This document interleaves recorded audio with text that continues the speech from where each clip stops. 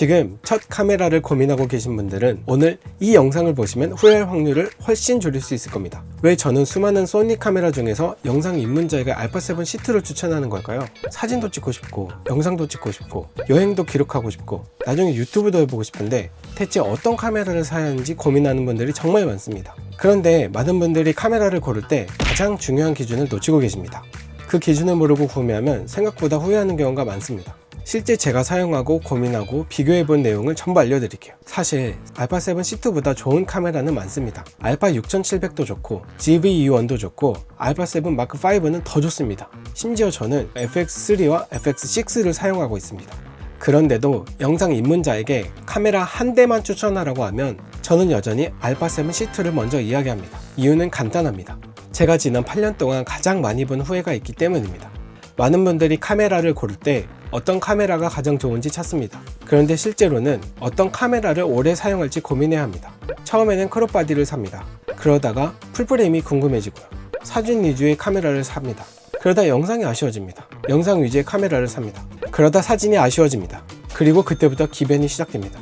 바디를 바꾸고 렌즈를 바꾸고 또 공부를 시작합니다. 결국 처음에 아끼려고 했던 돈보다 더 많은 돈을 쓰게 되는 경우가 많습니다.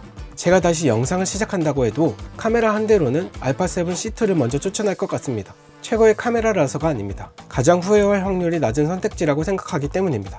알파 6700보다는 센서가 크고 GV-E1보다 활용 범위는 넓고 알파7 마크5보다 가격 부담은 적습니다. 사진도 할 수 있고 영상도 할 수 있고 여행도 기록할 수 있고 유튜브도 시작할 수 있습니다. 알파7C가 최고의 카메라라고 생각하지는 않습니다. 하지만 영상 입문자에게는 가장 균형 좋은 선택지 중 하나라고 생각합니다. 첫 번째 이유는 휴대성입니다. 이게 별거 아닌 것 같죠? 카메라를 20대 넘게 사용하면서 느낀 건 결국 많이 사용하는 카메라가 좋은 카메라라는 겁니다. 실제로 저는 FX6도 사용하고 있고 FX3도 사용합니다. 둘 다 알파7C보다 좋은 카메라입니다. 그런데 촬영이 없는 날, 가족과 외출할 때, 여행을 갈 때, 맛있는 음식을 먹으러 갈 때 솔직히 FX6를 챙기지는 않습니다. 왜냐하면 촬영 장비가 되어버리기 때문입니다. 반면 알파7C는 다릅니다. 실제로 한강에 산책 나갈 때도 챙기고 여행 갈 때도 챙기고 가족과 외출할 때도 챙깁니다. 결국 제가 찍은 사진과 영상 대부분은 가장 좋은 카메라가 아니라 가장 많이 들고 나간 카메라에서 나왔습니다. 카메라는 들고 나가야 의미가 있습니다. 집에 있는 카메라는 실력을 늘려주지 않습니다. 밖에서 꺼내고 찍고 확인하고 다시 찍는 과정이 쌓여야 실력이 늘어납니다. 그래서 입문자에게는 최고의 성능보다 계속 들고 나가게 만드는 휴대성이 정말 중요합니다. 두 번째 이유는 사진과 영상을 둘 다 할 수 있다는 점입니다. 이게 입문자에게는 정말 중요합니다. 왜냐하면 처음 시작할 때는 내가 뭘 좋아하게 될지 모르기 때문입니다. 처음에는 유튜브를 해보고 싶어서 카메라를 삽니다. 그런데 막상 사보면 여행 사진도 찍고 싶고 가족 사진도 남기고 싶고 일상 브이로그도 찍고 싶고 가끔은 제품 사진도 찍고 싶어집니다. 반대로 사진 때문에 카메라를 샀는데 나중에 영상이 재밌어지는 경우도 많습니다. 저는 입문자에게 이 가능성을 막아버리면 안 된다고 생각합니다. 처음부터 영상에 너무 치우친 카메라를 사면 사진이 아쉬워질 수 있고 처음부터 사진에만 치우친 카메라를 사면 영상이 아쉬워질 수 있습니다.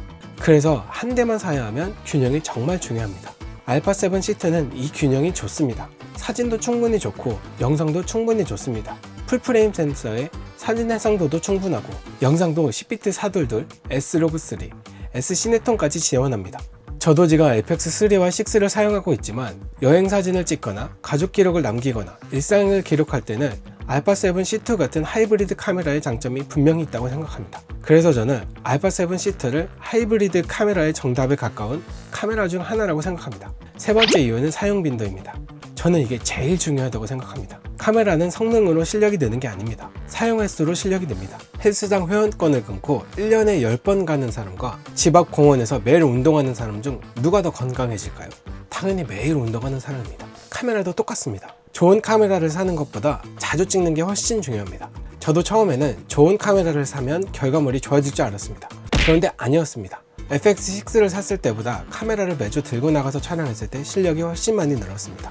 구도를 보는 눈도, 노출 보는 눈도, 색 보는 눈도 촬영 횟수가 늘면서 생겼습니다. 장비가 아니라 경험이었습니다. 비싼 카메라를 사놓고 한 달에 한 번 촬영하는 사람보다 조금 부족하더라도 매주 들고 나가서 촬영하는 사람이 훨씬 빨리 성장합니다. 그래서 저는 입문자에게 가장 좋은 카메라보다 가장 많이 사용하게 될 카메라를 추천하고 싶습니다. 그 기준에서 보면 알파7C는 정말 좋은 위치에 있습니다. 작고 가볍고 사진도 되고 영상도 되고 결과도 충분히 좋습니다.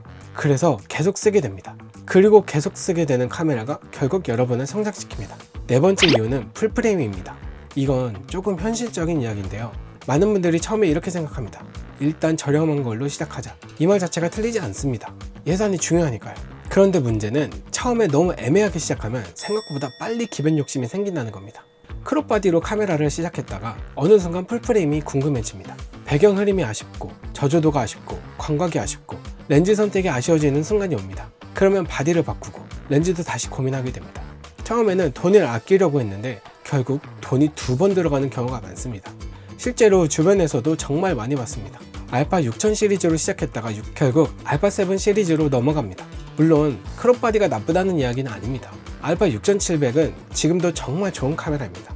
그런데 입문자 입장에서는 처음부터 오래 쓸 카메라를 찾는 것도 충분히 좋은 선택이라고 생각합니다. 알파 7C는 작고 가볍지만 풀프레임입니다. 이게 생각보다 큽니다. 입문자에게 부담은 줄이면서도 결과물의 여지는 열어둡니다. 처음에는 입문용으로 쓰다가 나중에는 더 진지하게 사진과 영상을 배워도 계속 사용할 수 있습니다. 그래서 알파7C는 처음 사고 금방 바꿀 카메라라기보다 꽤 오래 가져갈 수 있는 풀프레임 하이브리드라고 생각합니다. 그런데 여기까지 들으시면 그냥 휴대하기 편한 카메라 아닌가요? 라고 생각할 수 있습니다. 그건 아닙니다. 사실 알파7C가 좋은 이유는 작고 가벼운데 성능까지 좋기 때문입니다.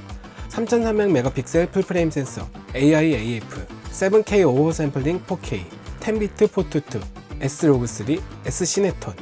몇 년 전만 해도 이런 성능은 전문가용 카메라 영역에 가까웠습니다. 특히 저는 색보정을 하는 사람이라 10비트 지원을 굉장히 중요하게 생각합니다. 같은 S-Log3라도 8비트와 10비트는 색보정 여유가 완전히 다릅니다. 그리고 AF도 정말 좋습니다. 입문자들이 가장 많이 실패하는 것 중 하나가 초점입니다. 촬영은 잘했는데 집에 와서 보니까 초점이 안 맞는 경우가 있어요. 그런데 알파7C는 AI-AF가 워낙 좋아서 입문자도 실패할 확률을 많이 줄일 수 있습니다. 그래서 저는 알파7C를 입문자도 사용할 수 있는 전문가급 하이브리드 카메라에 가깝다고 생각합니다. 그런데 여기까지 들으면 알파7C는 완벽한 거 아닌가요? 라고 생각하실 수 있습니다. 그건 아닙니다. 오히려 저는 추천하기 때문에 단점도 알고 구매하셨으면 좋겠습니다. 첫 번째는 EVF입니다. 뷰파인더가 작습니다. 사진을 많이 찍는 분들은 아쉬움을 느낄 수 있습니다. 두 번째는 그립입니다. 2470GM2나 70200GM2 같은 큰 렌즈를 사용하면 그립이 조금 아쉽게 느껴질 수 있습니다. 세 번째는 싱글 슬롯입니다. 메모리 슬롯이 하나뿐입니다. 그래서 웨딩이나 중요한 촬영처럼 백업이 필요한 현장에서는 부담이 있습니다. 네 번째는 4K 60p 크롭입니다. 4K 60p로 올라가면 1.5배 크롭이 발생합니다. 광각을 좋아하는 분들에게는 아쉬운 부분입니다. 다섯 번째는 4K 120p가 없습니다. 슬로우 모션을 많이 사용하는 분들은 아쉬울 수 있습니다. 여섯 번째는 마이크로 HDMI입니다. 외장 모니터를 자주 사용하는 분들에게는 풀사이즈 HDMI보다 불안할 수 있습니다. 그런데 재밌는 게 있습니다. 인터넷에서는 4K 60p 크롭 때문에 못 쓴다, 싱글 슬롯이라 못 쓴다, 발열 때문에 못 쓴다, 이런 이야기가 많습니다. 틀린 말이 아닙니다. 그런데 실제 현장에서는 조금 다릅니다. 저는 기업 홍보 영상이나 인터뷰 촬영 때 24p를 많이 사용하게 되는데요. 그래서 발열 때문에 촬영이 중단된 적은 거의 없습니다. 실제로 1시간 넘게 촬영한 적도 있습니다. 그리고 여행이나 스케치 영상은 60p를 사용하더라도 길게 연속 촬영을 하지 않습니다. 짧게 찍고 이동하고 짧게 찍고 이동합니다. 그래서 생각보다 문제가 되지는 않습니다. 오히려 공연 촬영에서는 60p 크롭을 활용하기도 합니다. 같은 자리에서 조금 더 당겨진 앵글을 확보할 수 있기 때문입니다. 그래서 단점은 존재하지만 실제 사용에서는 생각보다 다르게 느껴질 수 있습니다. 그럼 어떤 분들에게 알파7C를 추천할 수 있을까요? 저는 영상 입문자라면 정말 추천합니다. 사진도 찍고 싶고 영상도 찍고 싶고 여행도 기록하고 싶고 유튜브도 해보고 싶은 분들, 이런 분들에게 정말 맞습니다. 가족 기록용으로도 정말 좋습니다. 아이 성장 과정을 남기고 싶거나 여행을 기록하고 싶거나 일상을 남기고 싶은 분들에게 아주 좋습니다. 다만 모든 사람에게 추천하는 것은 아닙니다. 웨딩 촬영이 주력인 분, 방송 촬영이 많은 분, 멀티캠 현장을 자주 가시는 분들은 솔직히 FX3 이상 보시는 게 맞습니다. 왜냐면 이분들은 카메라가 취미가 아니라 수익을 만드는 도구이기 때문입니다. 그때는 휴대성보다 안전성이 중요합니다. 듀얼 슬롯, 쿨링팬, 풀사이즈 HDMI 같은 요소들이 훨씬 중요해집니다. 그래서 이런 분들에게는 FX3나 6 같은 시네마 라인이 더 좋은 선택일 수 있습니다. 결국 카메라는 좋고 나쁨의 문제가 아닙니다. 용도에 맞느냐의 문제입니다. 그리고 대부분 입문자의 기준으로 봤을 때 알파7 C2는 굉장히 좋은 선택지라고 생각합니다. 결국 카메라를 고를 땐 중요한 건 스펙만이 아닙니다. 내가 얼마나 자주 사용할 것인가, 얼마나 오래 가져갈 수 있는가, 사진과 영상을 얼마나 자유롭게 경험할 수 있는가, 이 기준으로 보면 알파7 C2는 입문자에게 굉장히 균형 좋은 선택지라고 생각합니다. 오늘 내용을 다시 정리해 보겠습니다. 사진과 영상을 둘 다 하고 싶다, 여행도 기록하고 싶다, 가족도 찍어보고 싶다, 유튜브도 해보고 싶다. 그런데 카메라는 한 대만 살 수 있다. 이 조건이라면 저는 알파7 C2를 추천합니다. 물론 단점도 있습니다. 하지만 그 단점을 감안하더라도 입문자가 처음 선택하기에는 정말 균형이 좋은 카메라라고 생각합니다. 제가 8년 동안 영상 일을 하면서 캠코더도 써봤고, 미러리스도 써봤고, 시네마라인도 써봤고, 수천만 원을 장비에 써봤습니다. 그런데 지금 이 시대에 제가 다시 처음 영상을 시작한다고 해도 여전히 알파7 C2를 먼저 추천할 것 같습니다. 최고의 카메라라서가 아닙니다. 가장 후회할 확률이 낮기 때문입니다. 좋은 카메라가 사람을 성장시키는 게 아닙니다. 많이 사용하는 카메라가 사람을 성장시킵니다. 그리고 입문자 기준에서 알파7 C2는 지금도 가장 좋은 선택지 중 하나라고 생각합니다. 그 선택이 여러분의 첫 카메라가 될 수 있고 생각보다 오랫동안 함께 할 수 있는 카메라가 될 수도 있습니다. 그리고 사실 카메라를 고르는 것보다 더 어려운 게 하나 있습니다. 바로 영상을 배우는 기준입니다. 많은 분들이 장비는 샀는데 무엇을 공부할지 몰라 몇 달, 몇 년씩 헤매기도 하거든요. 저도 그랬습니다. 만약 여러분도 영상을 시작해보고 싶거나 독학으로 배우고 있는데 막히는 부분이 있다면 고정 댓글을 확인해보세요. 제가 8년 동안 독학하고 현장에서 일하면서 정리한 내용들을 남겨두겠습니다. 감사합니다.